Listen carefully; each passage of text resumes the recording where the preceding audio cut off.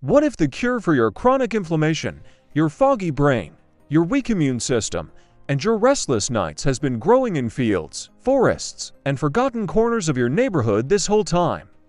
Not in a lab, not behind a pharmacy counter, not in a $90 supplement bottle with a fancy label, right outside. Here's what nobody tells you. Before modern medicine had a business model, healers, farmers, soldiers, and grandmothers kept libraries of plant knowledge that took thousands of years to build. And in less than a century, we threw almost all of it away. Not because it stopped working, because it stopped being profitable. Today, I'm pulling 20 of those plants back out of the dark. And I'm not giving you folklore. I'm giving you history, chemistry, and clinical evidence. Real reasons these plants work, real ways to use them, and the real story of why they disappeared. Stay until number 18, because that one was used by Native Americans, validated by NASA, and is currently being studied as a potential weapon against one of the most dangerous superbugs on Earth. And number 20 will make you genuinely angry when you realize how long you've been paying for something nature already gave you for free. Let's go. Number 1. Hawthorn, the heart's oldest friend. Before cardiologists, before statins, before bypass surgery, there was hawthorn. Crataegus monogyna and its relatives have been the go-to heart tonic in European, Chinese, and Native American medicine for over 1,000 years. Not for emergencies, but for something even more valuable, long-term heart strength. Here's the science. Hawthorn berries, leaves, and flowers are loaded with oligomeric proanthocyanidins, OPCs, and flavonoids that improve coronary blood flow, reduce arterial stiffness, and strengthen the actual muscle contraction of the heart. Multiple human clinical trials have confirmed improvements in heart failure symptoms. We're talking shortness of breath, fatigue, and exercise tolerance, all measurably improved with hawthorn extract. A major European study found that hawthorn extract improved heart function in patients with mild to moderate heart failure comparably to low-dose pharmaceutical drugs, with significantly fewer side effects. How to use it? The berries, dried and made into tea or tincture, or the leaves and flowers harvested in spring and dried for daily use. Hawthorn is a long-game herb. It builds cardiovascular strength over months, not overnight. Hawthorn disappeared from Western medicine because it doesn't generate the profit margins that pharmaceutical hard drugs do. You can't patent a berry that's been growing in hedgerows for 1,000 years. But your heart has been waiting for you to remember it. Number 2. Lemon balm, the anxiety antidote that tastes like calm. Lemon balm, Melissa officinalis, smells like a summer afternoon and works like a gentle hand on a panicked mind. Medieval European monasteries grew lemon balm specifically for what they called melancholy and nervous complaints, what we now call anxiety, stress, and sleep disorders. Monks and scholars drank lemon balm tea daily. Carmelite nuns made a lemon balm spirit that was sold across Europe for centuries as a remedy for headaches and nervous tension. Modern clinical trials have caught up. Human studies show lemon balm extract significantly reduces anxiety and improves mood, with one study showing a 49% improvement in mood and calmness scores after just a single dose. Another trial showed measurable improvements in sleep quality, specifically reducing the time it takes to fall asleep and increasing total sleep time. The mechanism: lemon balm contains rosmarinic acid and other compounds that inhibit an enzyme that breaks down GABA, your brain's primary calming neurotransmitter. More GABA activity means less racing thoughts, less anxiety, better sleep. Make a strong tea from fresh or dried leaves. Drink it an hour before bed or during stressful periods. Grows easily in any garden and will actually take over if you let it. Lemon balm disappeared from medicine when pharmaceutical sleep aids and anxiolytics took the market. But those come with dependence, morning grogginess, and withdrawal. Lemon balm just calms you down. No hangover, no habit. Number 3. Ashwagandha's wild cousin, Eleuthero. The Soviet performance secret. You've probably heard of ashwagandha by now. But almost nobody talks about Eleutherococcus senocosis. Eleuthero, the plant Soviet scientists spent decades secretly researching because they believed it gave their athletes, soldiers, and cosmonauts a measurable edge. They were right. The Soviets were so serious about Eleuthero that they funded over 3,000 clinical studies on it between the 1950s and 1990s. What they found: Eleuthero is an adaptogen, a plant that genuinely helps the body resist physical and mental stress. And unlike most herbal claims, the evidence here is substantial. Human trials show Eleuthero reduces fatigue, improves endurance, supports immune function, and helps the body maintain normal cortisol patterns under stress. Soviet Olympic teams used it. Soviet military pilots used it. The Soviets were not a culture that tolerated things that didn't work. The root and root bark are used, most effectively as a tincture or concentrated extract taken daily for months. It's not a stimulant. It doesn't give you a jolt. It builds your baseline resilience, like raising the floor on your stress response. Eleuthero disappeared from Western awareness because the research was published in Russian. The Cold War made Soviet science politically inconvenient, and the supplement industry was more interested in newer, more exotic products. But the evidence was quietly sitting there the whole time. Number 4. Goldenrod, the misunderstood healer. Goldenrod gets blamed for hay fever every fall. Allergists have been pointing fingers at it for decades. Here's the thing: goldenrod is almost completely innocent. The real culprit is ragweed, which blooms at the same time and actually produces airborne pollen. Goldenrod's pollen is too heavy to blow in the wind, but here's the injustice. While goldenrod was being falsely accused, it was actually one of the most valuable urinary tract and kidney support herbs in North American folk medicine.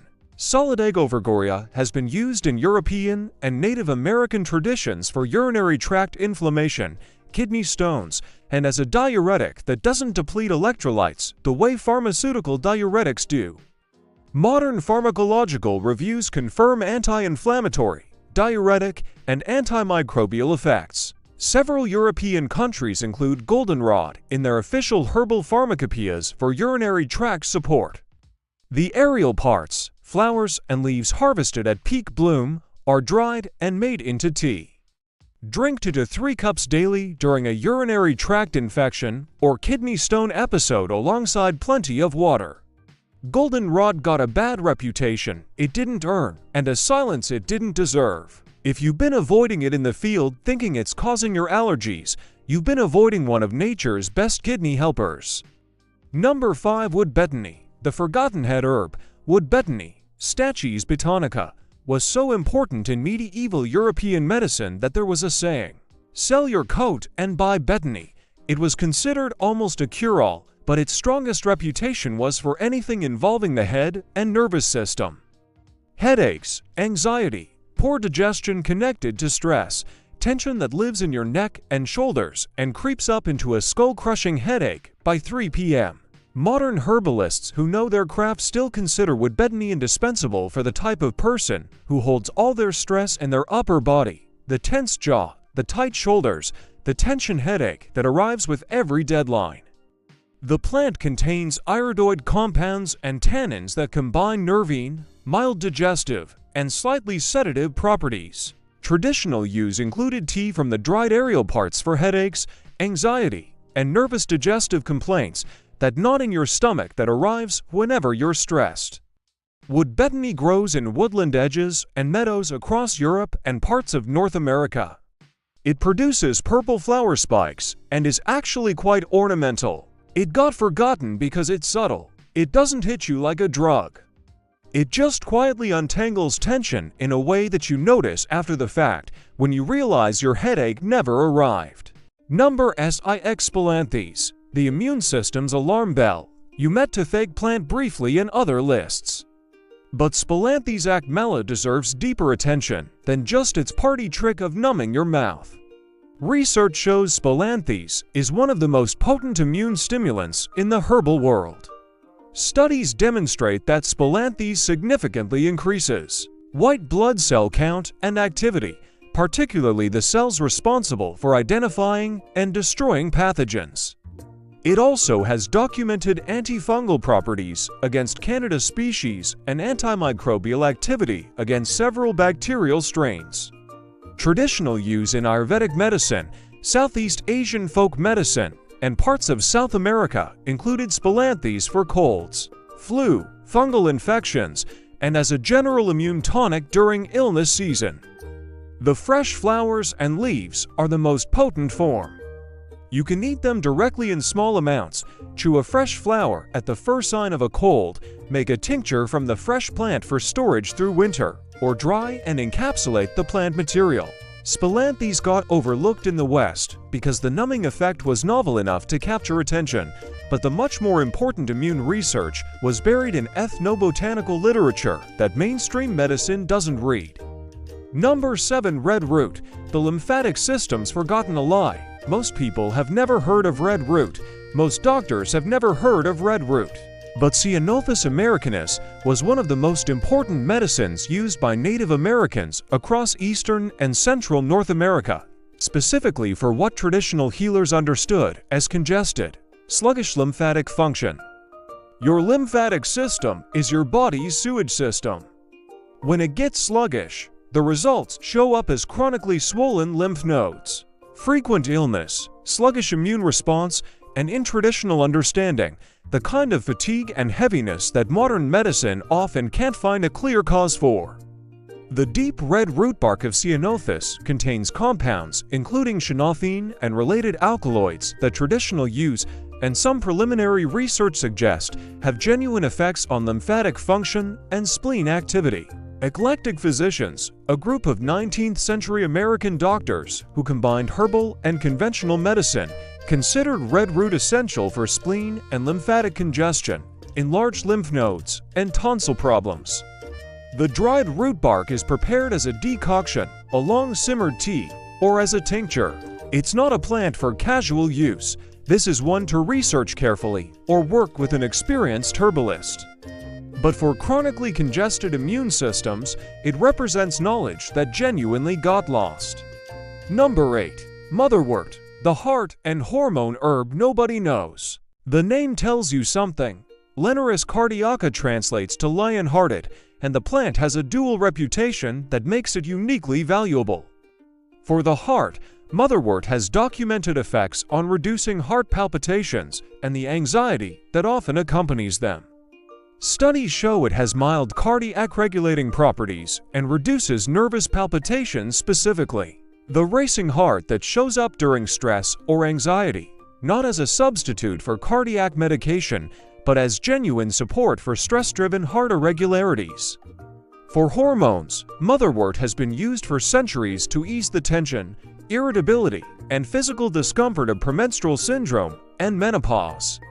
The plant contains linearini, a compound that has mild uterine toning effects, and the overall nervine action helps with the mood and nervous components of hormonal transition.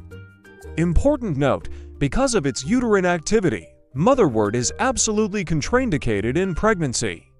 Clear line, do not use it if pregnant. For everyone else dealing with stress-related palpitations or the monthly emotional storm, motherwort, tea from the dried aerial parts, is something that traditional herbalists across Europe, China, and Native America independently discovered and trusted. It disappeared because modern medicine split its functions across different drug categories. Cardiac medications for heart symptoms, hormonal medications for cycle symptoms. Motherwort addressed both with one plant and couldn't be patented. Number 9.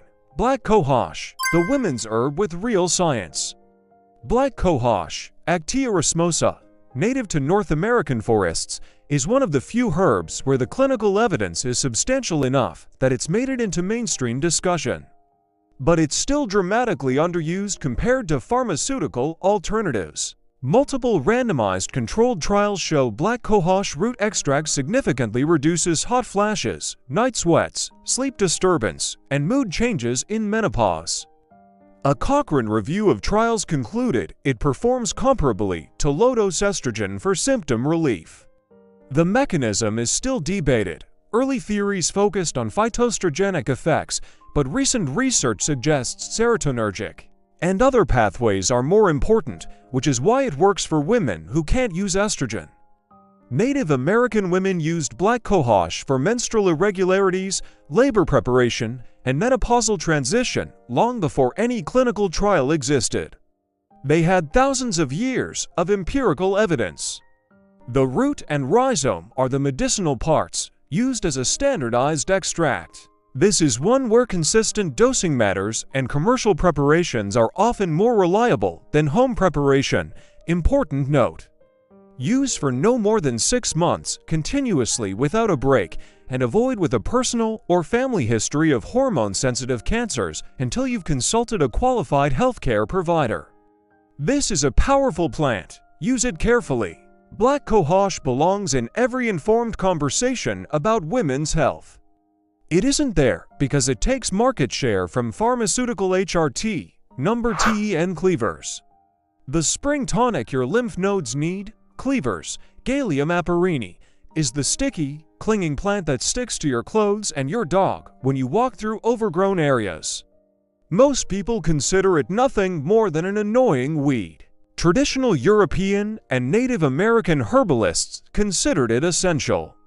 Spring was the time to harvest fresh cleavers and drink them as a juice or cool infusion, specifically to help the body clear the stagnation of winter, what they called thick blood and congested lymph. Modern herbal medicine uses cleavers as a gentle lymphatic tonic, particularly for swollen lymph nodes, recurring tonsillitis, and the kind of chronic low-grade puffiness and sluggishness that builds up over time. The plant contains compounds including tannins and coumarins with mild diuretic and lymphatic moving effects. The fresh plant is far more potent than the dried version. Cold press or juice the fresh spring plant, or make a cold infusion by soaking fresh cleavers in cold water overnight and drinking the strained liquid. Cleavers is a perfect example of a plant whose medicine is so subtle and gentle that modern medicine dismisses it, while traditional healers across continents independently discovered and trusted it for the same uses. Hundreds of years of consistent empirical evidence across cultures doesn't happen by accident. If you're still with me, hit that like button right now. Because what's coming next is where it gets genuinely extraordinary. These final 10 plants have evidence behind them that should have made headlines years ago. And some of them did. Just not in the places most people look. Number 11. Andrographis, the Asian cold crusher.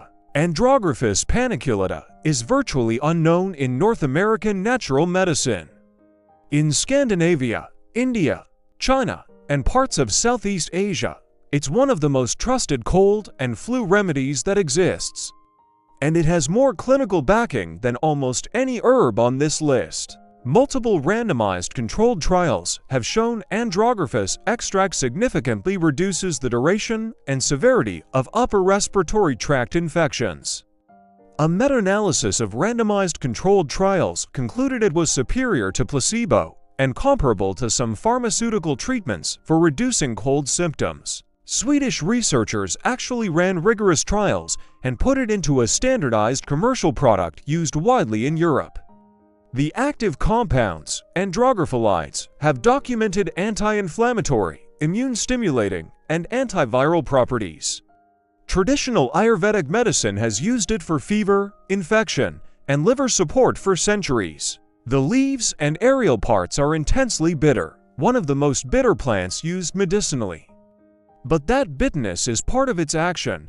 It's traditionally prepared as a tincture or encapsulated to avoid the taste. Andrographis got overlooked in North America because it doesn't grow here, and the research was published primarily in Asian journals that Western pharmaceutical literature ignored. But for anyone who wants something with actual clinical evidence for fighting colds, this is it. Number 12. Skullcap, the nervous system rebuilder.